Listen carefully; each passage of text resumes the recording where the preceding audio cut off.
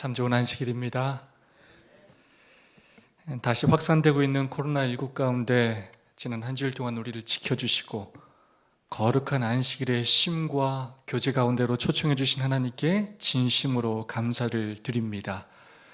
모든 염려와 두려움을 하나님 앞에 내려놓고 세상이 줄 수 없는 참된 평안과 기쁨을 마음껏 경험하는 이 안식일이 되기를 간절히 소망합니다. 침례를 받고 하늘 가족이 된 우리 한희진 청년을 다시 한번 진심으로 축하합니다.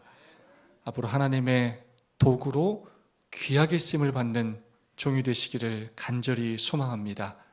함께 걷게 된 이 믿음의 길 끝까지 함께 갈 수 있기를 간절히 소망합니다. 이 시간 옆 사람과 사랑과 소망을 담아서 우리 인사하고 오늘도 시작하겠습니다. 하늘까지 함께 갑시다. 서로 눈으로 또 입으로 인사하고 시작하겠습니다. 하늘까지 함께 갑시다.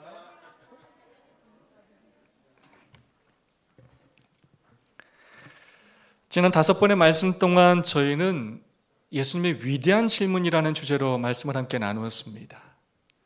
첫 번째로 그 아합은 어디 있느냐? 두 번째로 너희는 나를 누구라 하느냐? 세 번째로 너희 믿음이 어디 있느냐?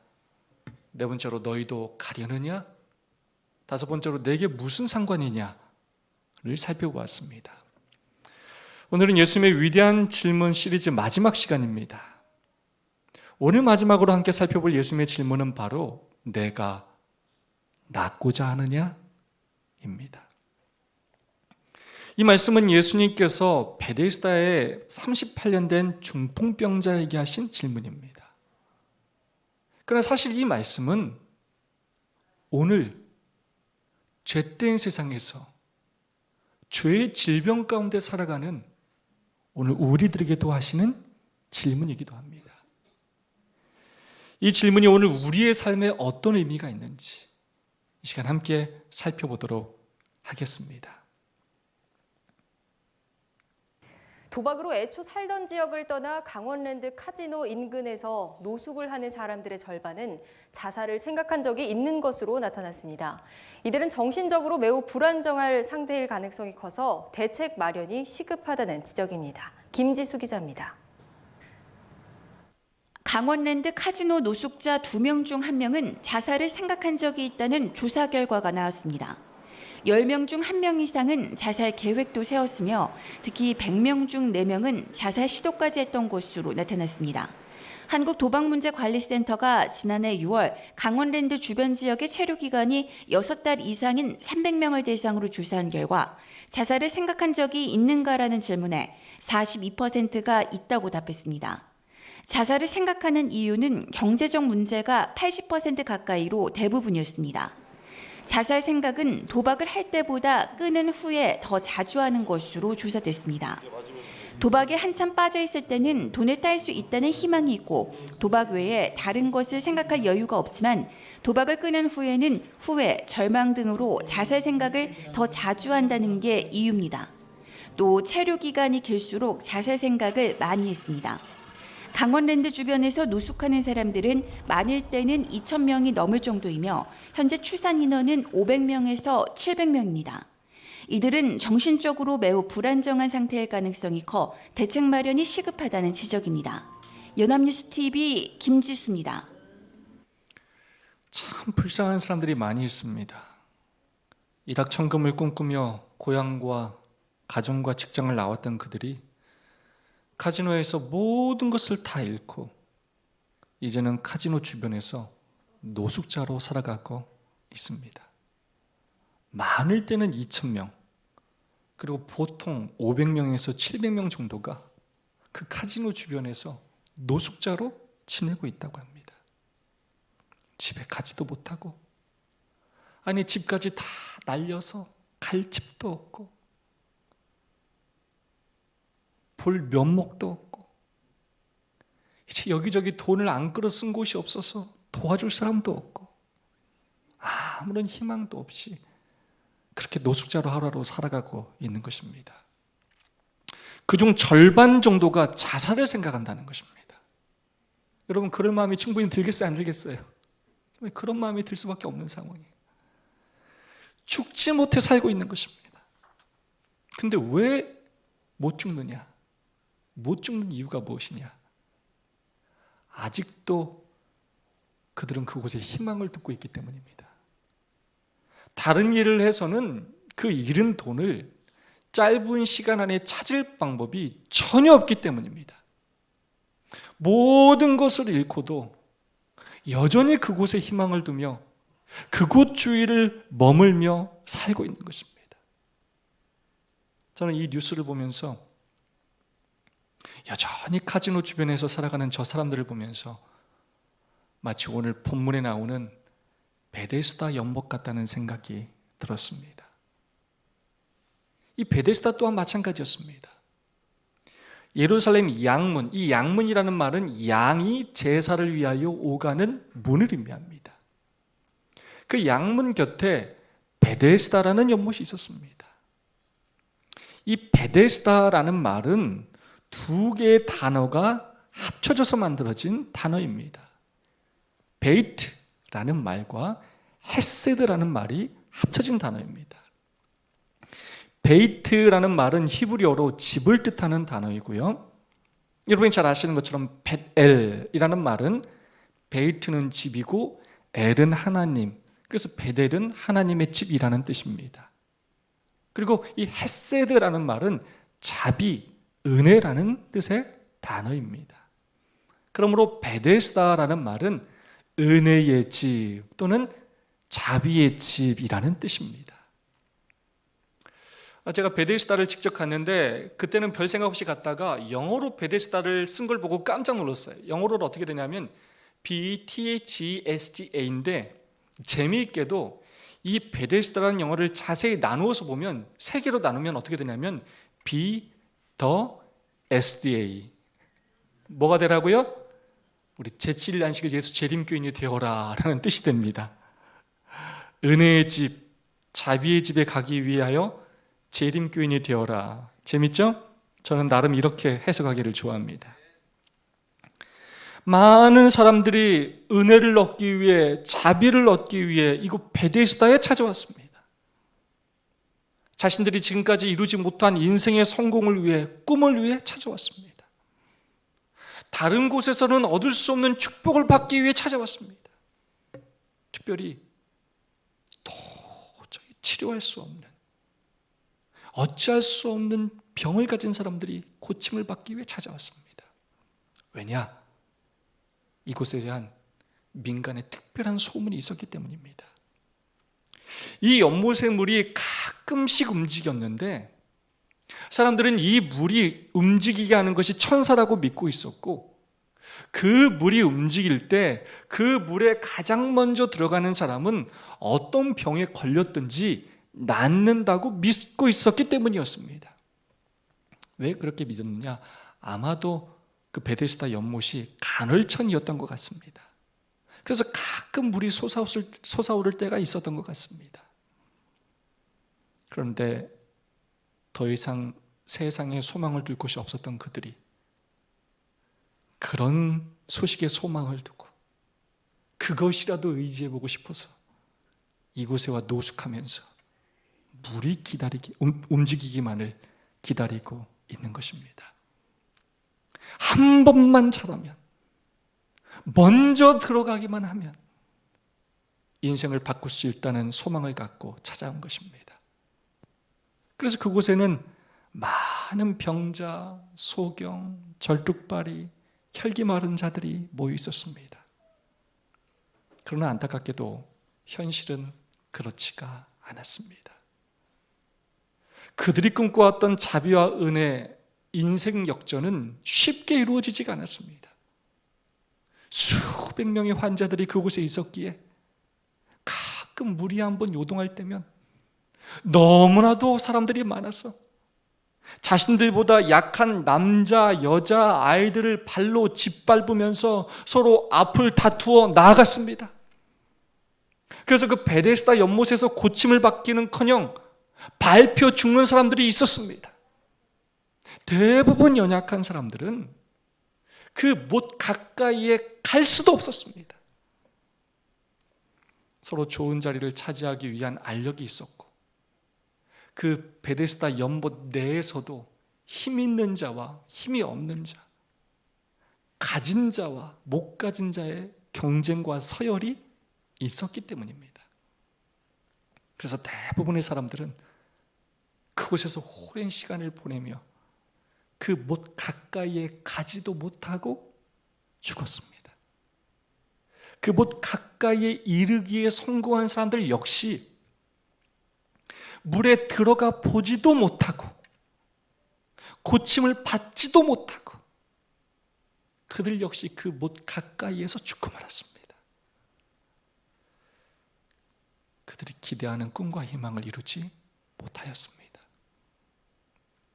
그럼에도 불구하고 수없이 많은 환자들이 여전히 베데스다 연못을 찾아왔고 그곳에서 헛된 소망을 꿈꾸며 자신들의 인생이 변화되기를 갈망하였습니다. 그리하여 그곳에는 오두막이 세워졌고 언제나 물이 요동할까 잠도 자지 못하며 다른 사람들을 살피며 눈치를 보며 밤을 새우는 사람들로 가득하였습니다. 바로 그런 은혜와 자비가 없는 베데스다에 은혜이신 자비이신 예수님께서 찾아오셨습니다. 예수님은 은혜와 자비가 완전히 사라진 그 베데스다에서 헛된 소망을 갖고 살아가는 모든 병자를 불쌍히 여기셨습니다. 모든 병자를 고쳐주기를 원하셨습니다. 그러던 중 예수님께서는 그중 가장 처참한 형편의 중풍병자를 보셨습니다. 바로 38년이나 된 중풍병자였습니다. 전도사님 몇 살이죠? 네, 14년이나 더 있어야 돼. 38년이면 얼마나 긴 시간입니까? 제가 40대 중반 아직 어리긴 하지만 젊긴 하지만 운동을 하다 보면 다치기도 하고 아픈 곳이 생기기도 합니다. 그래서 저희 집사람에게 여보 나 여기 아파 이렇게 하면 처음에는 괜찮아? 병원 가봐야지 하고 관심을 갖고 친절하게 말해주지만 여보 나 여기도 아프고 여기도 아프고 여기도 아프고 여기도 아프고 여기도 아파 끊임없이 아파 하면 좋아합니까? 좋아할 사람 아무도 없죠? 여러분 긴 병에 효자 없다는 말이 있습니다. 자식조차도 사랑하는 부모님의 긴 병을 감당하기가 어렵다는 그런 말입니다. 그런데 몇 년이요? 38년입니다. 그것도 움직이지도 못하는 중풍병이니 그럼 그 가족들의 심정이 어떠했겠습니까? 처음에 가족들도 관심을 갖고 그 병을 치료하기 위해 얼마나 노력을 많이 했겠습니까? 그런데 별 차도도 없고 돈은 돈대로 나가고 점점 시간이 지나면서 가족들도 지쳤을 것이고 그에게 관심을 갖는 가족도 점점 줄어들었을 것입니다. 그 중풍병자 역시 나을 수 있다는 희망은 절망으로 점점 바뀌었을 것이고 더 이상 다른 곳에 희망을 둘 수 없었기에 그는 마지막으로 이곳에 와 있었을 것입니다. 주여 물이 동할 때에 나를 못에 넣어줄 사람이 없어 내가 가는 동안에 다른 사람이 먼저 내려가나이다. 그의 말대로 그의 주변에는 그를 도와줄 사람이 아무도 없었습니다. 가족도 없었고 친구도 없었고 이웃도 아무도 없었습니다. 혼자 움직일 수가 없는 병인데 주변에 아무도 없었다는 것입니다. 예수께서 그 누운 것을 보시고 병이 벌써 오랜 줄 아시고 우리 예수님은 그를 보시고 그를 아셨습니다. 많은 사람 중에 가장 처참한 38년 된 중풍병자를 자세히 보셨습니다. 과거의 병 고치기 위한 그의 노력과 그 절망을, 그의 아픔을, 그의 상처를 모두 보셨습니다. 그리고 더 이상 의지할 곳이 없어 헛된 곳에 소망을 품고 있으며 이곳에 아무 희망 없이 앉아있는 그의 상태를 보셨습니다. 또한 그의 병이 오래된 것을 아셨습니다. 그의 가망 없는 상태를 아셨습니다. 도와줄 이 없는 외롭고 처량한 상태를 아셨습니다. 그래야 이제 죽을 날만을 기다리고 있는 그의 불쌍한 처지를 아셨습니다. 그래서 너무나 가슴이 아프고 비통한 심정으로 중풍병자에게 부르셨습니다. 내가 낫고자 하느냐? 아니, 예수님 그걸 질문이라고 하십니까? 낫고 싶으니까 이곳에 있죠. 속으로 그랬을지 모릅니다. 여러분, 예수님께서 그걸 모르셨을까요? 아셨습니다. 그럼에도 불구하고 왜 물어보셨느냐? 바로 그의 대답을 통하여 그 이유를 알 수가 있습니다. 중풍병자는 네, 낫고 싶습니다 라고 대답하지 않았습니다. 주여, 물이 동할 때에 나를 못에 넣어줄 사람이 없어.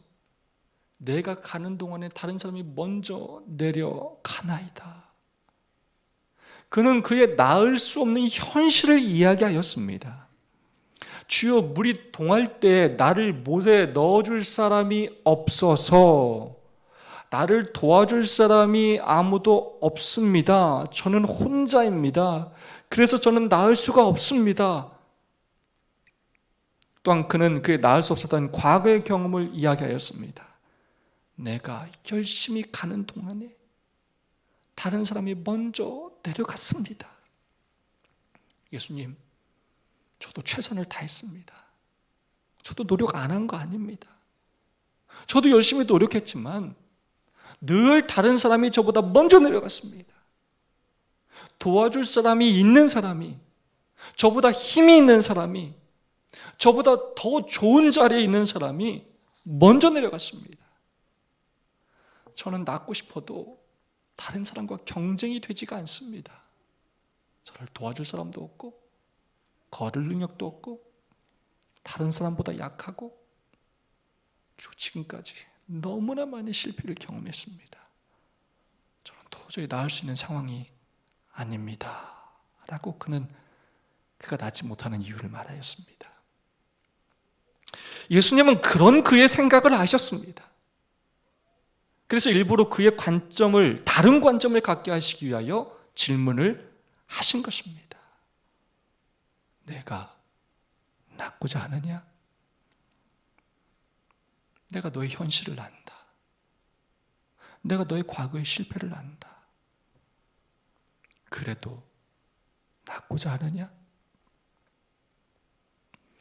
그의 어쩔 수 없는 현실과 그의 실패했던 과거가 아니라 예수님을 믿음으로 새로운 방법과 목표를 갖고 살라는 말씀을 하시기 위하여 이 질문을 하신 것입니다. 그의 낫고 싶어하는 목표와 방법이 잘못되었음을 가르쳐 주시기 위해 이 질문을 하신 것입니다. 그렇다면 무엇이 문제였을까요? 베데스다에 사는 사람들은 잘못된 목표를 가지고 살았습니다. 어떤 목표였느냐? 물이 동할 때 먼저 들어가는 것이었습니다. 물에만 들어가면, 먼저 들어가기만 하면 나을 수 있다고 생각했습니다. 그러나 실상은 그렇지가 않았습니다. 그렇게 느꼈을 뿐이지, 그렇게 믿었을 뿐이지, 그 잘못된 믿음과 수치료를 통하여 약간의 회복이 있었을 뿐이지, 그것은 허상이었습니다. 그것은 소문이었습니다. 약간의 회복이 있었을지는 모르지만 그것으로 완전한 고침을 받을 수 없었습니다. 그런데도 그들은 헛된 것을 의지하며 그것을 삶의 목표로 삼으며 거기에 목숨을 걸며 살았던 것입니다. 남들보다 조금 더 먼저 가며 성공할 줄 알고 다른 사람을 짓밟으면서 잠도 자지 않으면서 다른 사람 눈치를 보고 비교하면서 그렇게 고생하며 살았던 것입니다. 결국 목 근처에 가지도 못하면서 근처에 갔어도 들어가지도 못하면서 들어가도 낫지도 못하면서 나보다 조금 앞에 있는 사람 시기하고 질투하며 비교하며 경쟁하며 그렇게 하루도 편하지 못하게 그렇게 살았던 것입니다. 마치 카지노에서 나도 대박을 칠 수 있다는 꿈을 꿈꾸며 대박 친 사람을 부러워하며 끝까지 포기하지 않는 사람처럼 말입니다. 그러다가 가진 돈 다 잃고 노숙자로 살면서도 그곳을 끝끝내 벗어나지 못하며 사는 사람처럼 말입니다.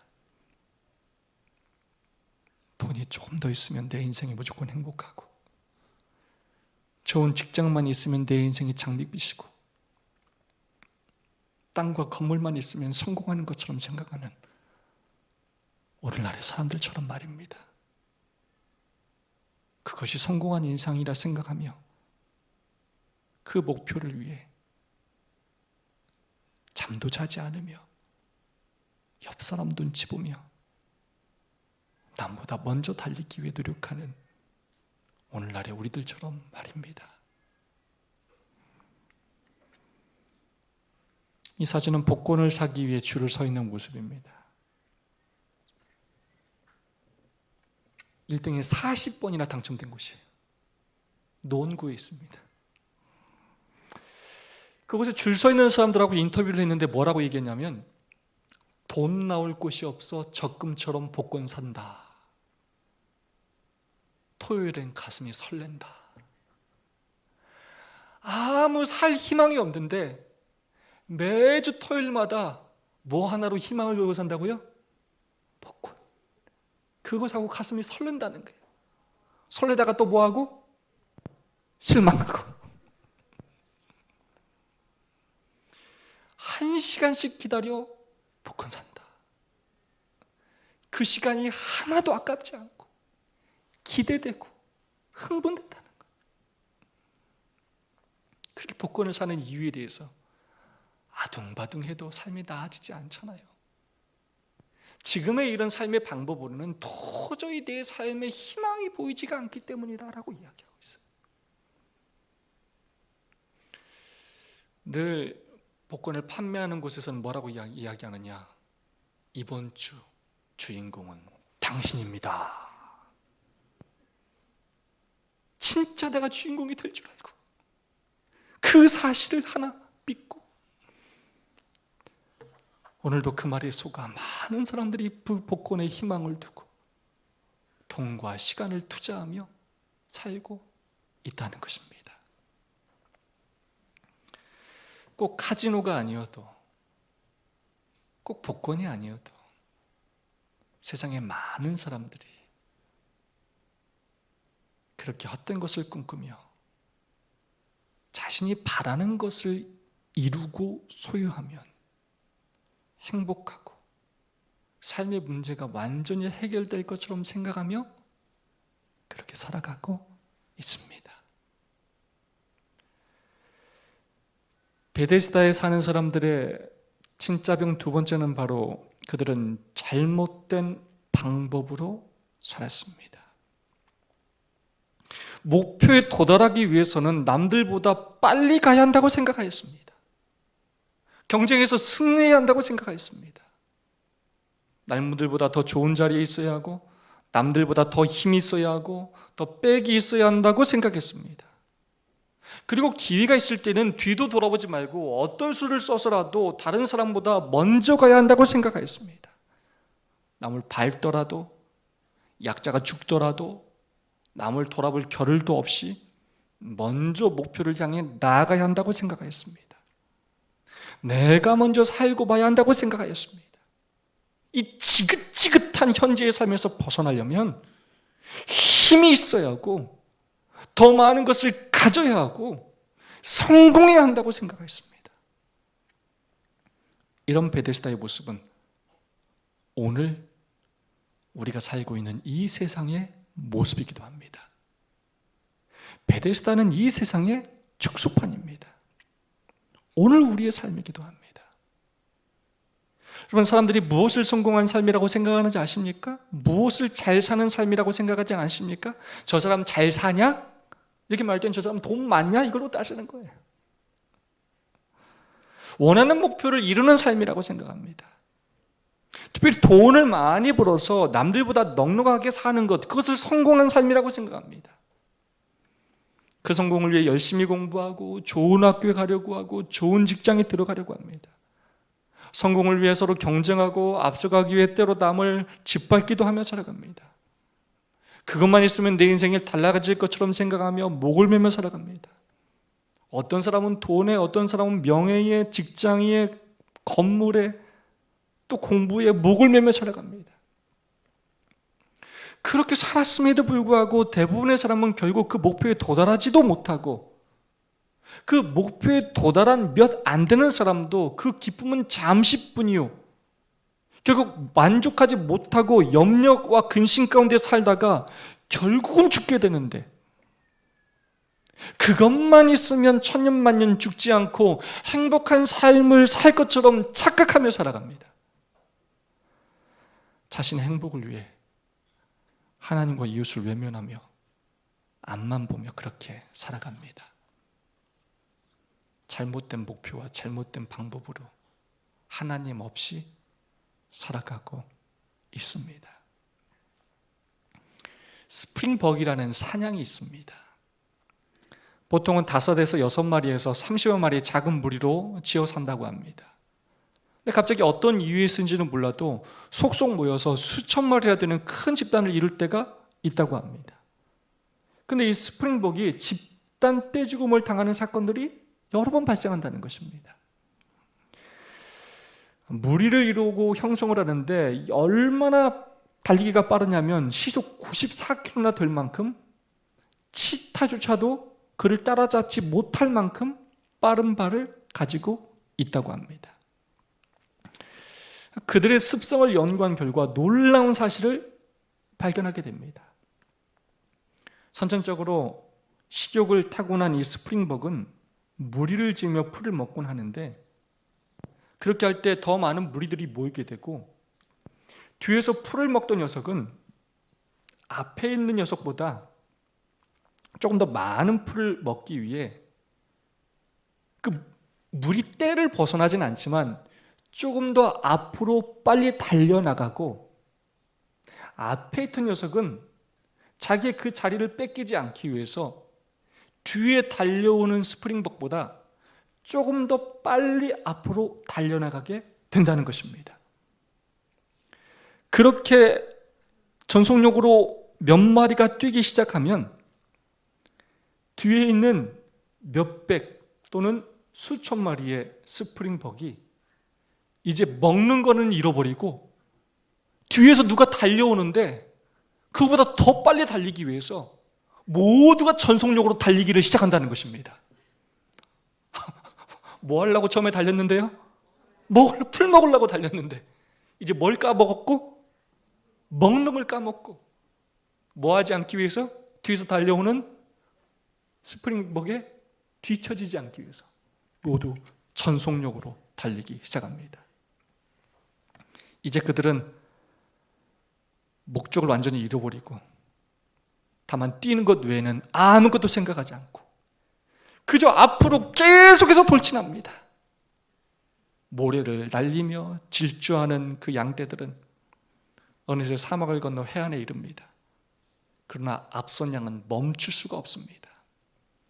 뒤에서 밀어닥치는 무서운 힘에 빌려서 그곳이 낭떠러짐에도 불구하고 뒤에서 그 미는 힘 때문에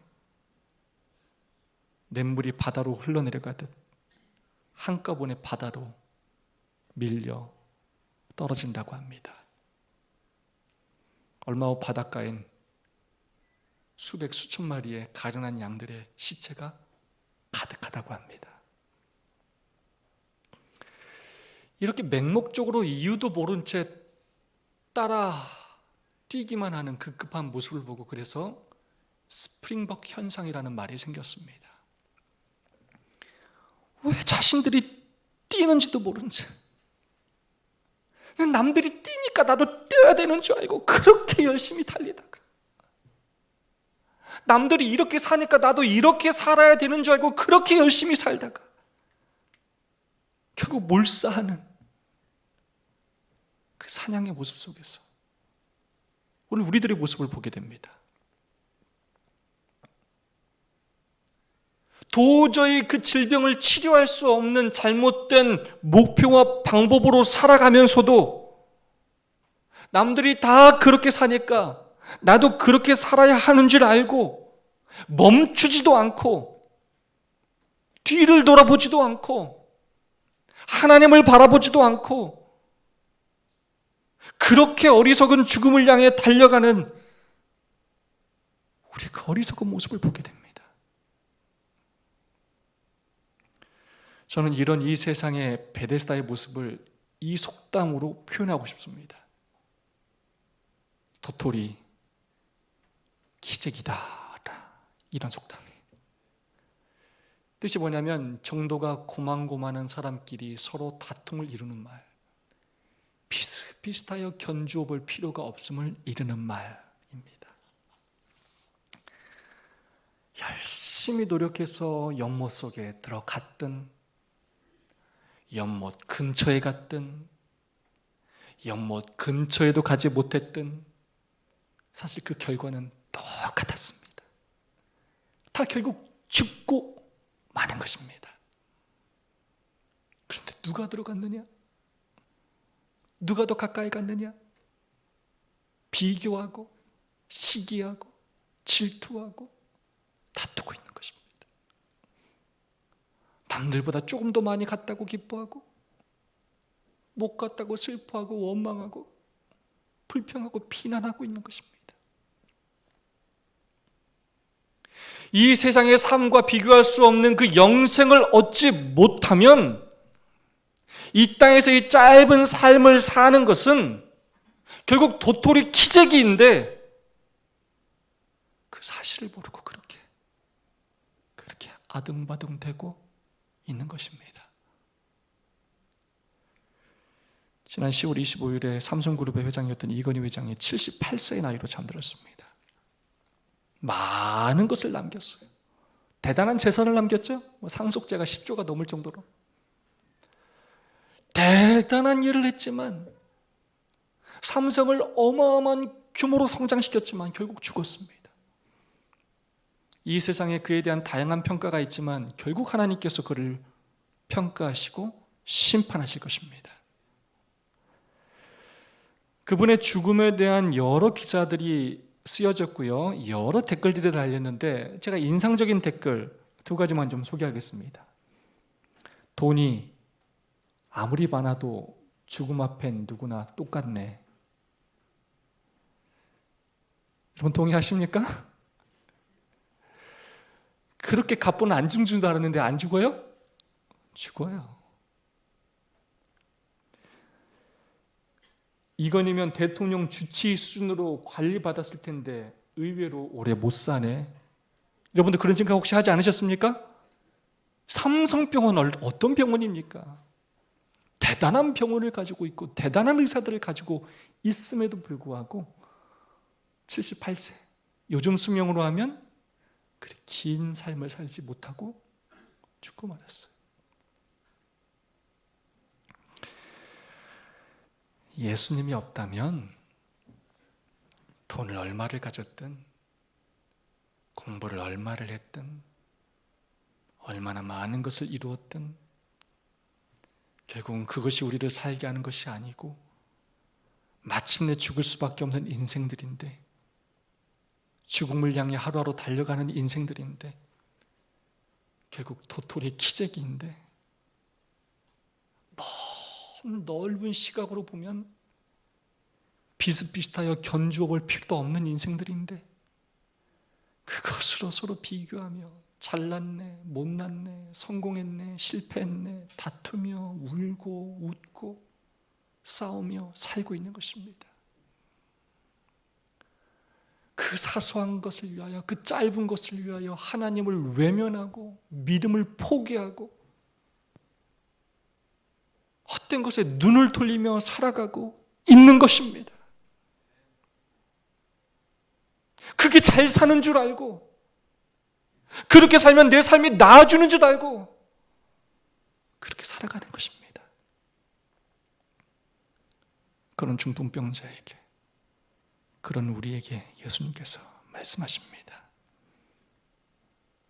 내가 낫고자 하느냐? 예수님은 중풍병자가, 아니 죽을 수밖에 없는 죄의 질병으로 살아가는 우리가 이 잘못된 삶의 목표와 방법에서 벗어나 새로운 삶을 살기를 원하십니다.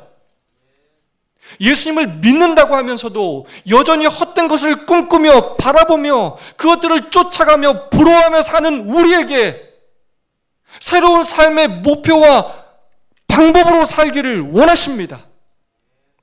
헛된 것을 의지하며 헛된 방법으로 살아가는 우리가 새로운 삶을 살기를 원하십니다. 참된 소망이요 부활하신 생명이신 예수님을 믿음으로 고침을 받고 새로운 삶을 살기를 원하십니다. 그리고 그것으로 끝나는 것이 아니라 우리가 영원한 생명을 얻기를 원하십니다. 그래서 말씀하십니다. 일어나 내 자리를 들고 걸어가라. 그 사람이 곧 나아서 자리를 들고 걸어가니라. 그 어떤 의사도, 어떤 약도, 심지어 베데스다 연못도 고치지 못했던 그 38년 된 질병을 생명이신, 부활이신 예수님의 한마디 말씀으로 고치셨습니다. 그 38년 된 중풍병자가 다른 모든 것이 아니라 예수님의 말씀을 믿고 움직이자 곧 일어나 걷게 되었습니다. 예수님의 자비와 은혜가, 예수님의 그 말씀이 평생 자신의 노력으로 어찌할 수 없던 질병을 고치셨습니다.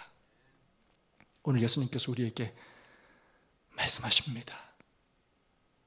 내가 낫고자 하느냐? 이 세상에서 우리가 아무리 잘 살아도, 아무리 여러분 열심히 일해서 돈 더 벌어도, 아무리 노력해서 대단한 사람이 되고 성공해도 결국 우리는 죽게 될 것입니다. 그 누구도 죄에서 우리를 건져낼 수가 없습니다. 결국 우리를 죽게 하는 이 죄의 질병에서 우리를 건져내시고 고쳐내실 분은 예수님밖에 없습니다. 그분의 말씀을 믿고 그분의 말씀에 순종할 때 우리는 그분의 은혜로 이 죽음의 질병에서 치료받을 수 있는 것입니다. 우리의 노력이, 우리의 소유가, 우리의 업적이 우리를 구원할 수 없습니다. 오직 예수님만이 우리를 구원하실 수 있으십니다. 오늘 우리의 삶이 오랫동안 헛된 것을 쫓다가 지쳐 쓰러진 삶일 수 있습니다. 너무 자주 실패해서 도저히 일어날 힘이 없을 수도 있습니다. 어떤 분은 죄의 노예가 되어서, 사단의 노예가 되어서, 질병의 노예가 되어서 그 기간이 너무나 오래돼서 나의 능력으로 헤어나올 수 없는 상황일 수도 있습니다. 무시받고 외면받고 아무도 도와줄이 없는 외로운 삶일 수 있습니다. 새로운 희망을 갖는 것조차 사치스러워 보일 수도 있습니다. 우리 현실을 볼 때 나아질 것 같지 않아 보이고 우리의 과거의 경험을 볼 때 아무런 희망이 없어 보일 수도 있습니다. 그런 우리를 예수님께서 보시고 아십니다. 그리고 그런 우리에게 오늘 말씀하십니다. 내가 낫고자 하느냐? 우리의 삶의 목표와 방법을 바꿔야 합니다. 지금까지 내가 믿고 의지했던 그 헛된 것들을 의지하지 말아야 합니다. 예수님을 의지해야 합니다. 진짜 성공한 삶은 연못에 들어가는 것도 연못 가까이 가는 것도 아닌 예수님을 만나서 예수님께로부터 고침을 받는 삶입니다. 예수님을 믿고 그분께서 주시는 은혜와 자비로 사는 삶입니다. 그것이 바로 성공한 삶입니다. 왜냐? 그 삶이 구원받는 삶이기 때문입니다. 이 땅에서의 삶으로 끝나는 것이 아니라 영생을 얻는 삶이기 때문입니다. 오직 하나님의 은혜만 구하며 사는, 그것을 삶의 목표와 방법으로 삼는 저와 여러분이 되시기를 간절히 소망합니다. 내가 낫고자 하느냐? 저와 여러분 모두가 나았으면 좋겠습니다. 죄의 질병으로 고통당하는, 그리고 정말로 육신의 질병으로 고통당하는 우리의 모든 성도들이 나았으면 좋겠습니다. 이곳에 있는 우리 사랑하는 성도들 가운데 암으로 투병하는 모든 성도가 나았으면 좋겠습니다. 지금도 에덴 요양병원에서 기도하며 씨름하고 있는 우리 허경란 성도가 꼭 나았으면 좋겠습니다. 사랑하는 제 처제가 암으로 투병하고 있는데요, 이번 교회를 통하여 하나님을 믿고 꼭 나았으면 좋겠습니다. 예수님으로 인해 새로운 삶을 살았으면 좋겠습니다. 이 일을 통하여 예수님을 믿고 예수님을 의지함으로 영원한 생명을 얻었으면 좋겠습니다. 귀신 들려 고통당하다고 이야기하는 우리 이유민 성도가 오늘 이곳에 오지 않았지만 꼭 나았으면 좋겠습니다. 헛된 것을 의지 않고 예수님을 믿고 예수님의 방법으로 살아감으로 새로운 삶을 살았으면 좋겠습니다. 선택권을 우리에게 주셨습니다. 하나님의 은혜로 살다가 영생을 얻을지, 내 노력으로 살다가 이 땅에서 죽을지, 하나님의 은혜로 영생을 얻을지, 이 땅에서의 삶으로 결국 끝을 맺을지, 선택은 결국 우리의 몫입니다. 네, 낫기를 원합니다 라고 고백하며 그 은혜를 받아들이고 예수님의 손을 잡고 일어나 하늘로 걸어가는, 그리하여 영원한 생명을 함께 누리는 저와 여러분이 되시기를 간절히 바라면서 오늘 말씀을 마치겠습니다.